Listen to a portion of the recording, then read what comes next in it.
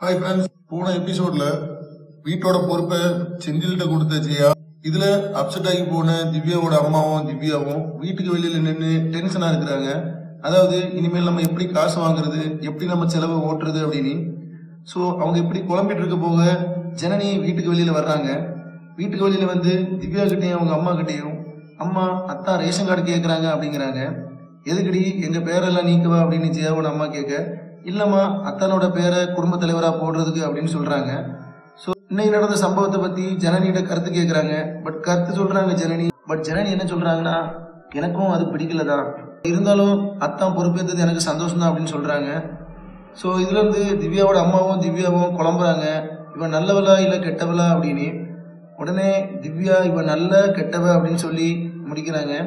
அடுத்ததான் சக்தியும் வெளியே வர்றாங்க.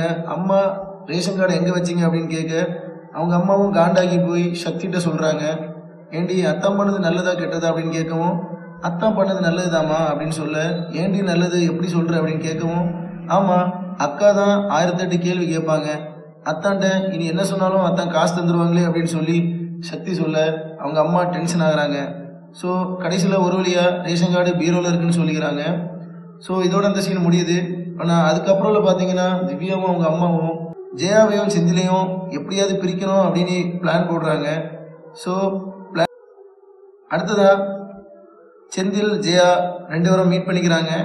இதுல ஜெயா செந்தில சீக்கிரம் போய் கூலி, நாம கோயிலுக்கு போகலாம் அப்படின்னு சொல்லவும், செந்தில் நான் கோயிலுக்குலாம் வரமாட்டேன், எங்கேயாவது டூரிஸ்ட் பிளேஸ் போகணும்னா சொல்லு நான் வரேன் அப்படின்னு சொல்லவும், சரி ஓகே நீ வர வேண்டாம், அட்லீஸ்ட் சீக்கிரம் போய் குளிச்சுட்டாவது ரெடியா இரு அப்படின்னு சொல்லவும், செந்தில் மட்டும் கோயிலுக்கு போகாம மீதி ஜெயா, ஜனனி, சக்தி அப்புறம் திவ்யாவோட அம்மா எல்லாரும் கோயிலுக்கு போறாங்க. ஸோ இவங்கெல்லாம் கோயிலுக்கு போனதும் செந்தில் வீட்டுக்குள்ள போறாரு. வீட்டுக்குள்ள போயிட்டு சரி ஜெயா சொன்னதுக்காண்டி குளிக்க ரெடி ஆகுறாரு. குளிக்கிறதுக்கு பாத்ரூம்குள்ள போறாரு. தண்ணி வருது, குளிக்கிறாரு. ஸோ ஷாம்பு போட்டுட்டு மூஞ்சி கழுவுறதுக்காண்டி தண்ணி பார்க்கும்போது தண்ணி திடீர்னு தீர்ந்து போயிடுது. ஸோ செந்திலுக்கு என்ன பண்ணுன்னு தெரியாம மூஞ்சி டவலை கொடுத்துட்டு மூஞ்சில இருக்க ஷாம்பு கண்ணை மட்டும் தொடச்சிட்டு வெளியே வராங்க. வீட்டில் பார்த்தா யாருமே இல்லை. ஒரு வழியா மோட்டர் போட்டுட்டு பாத்ரூம் போகிறதுக்கு முன்னாடி கோயிலுக்கு போனவங்க வீட்டுக்கு திரும்பி வந்துட்டாங்க. ஸோ செந்தில் என்ன பண்ணுன்னு தெரியாம ஒரு இடத்துல ஒளிஞ்சு நிற்கிறாரு.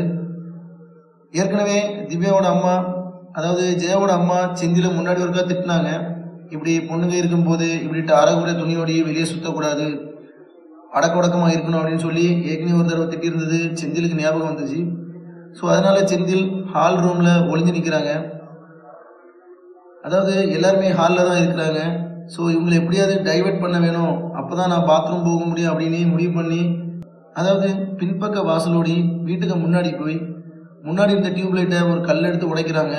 ஸோ சத்தம் கேட்டு எல்லாருமே வெளியே வந்து பார்க்கவும் செந்தில் மறுபடியும் பாத்ரூம் போய் குளிக்கிறாரு. இதை ஜெயா ஒரு பார்த்துட்டாங்க. ஸோ இதை நினச்சி சிரிக்கிறாங்க. ஸோ செந்திலும் ஜெயாவும் இந்த சீனுக்கு அப்புறம் கோயிலுக்கு போகிறாங்க. கோயிலில் போய் வேண்டிக்கிறாங்க.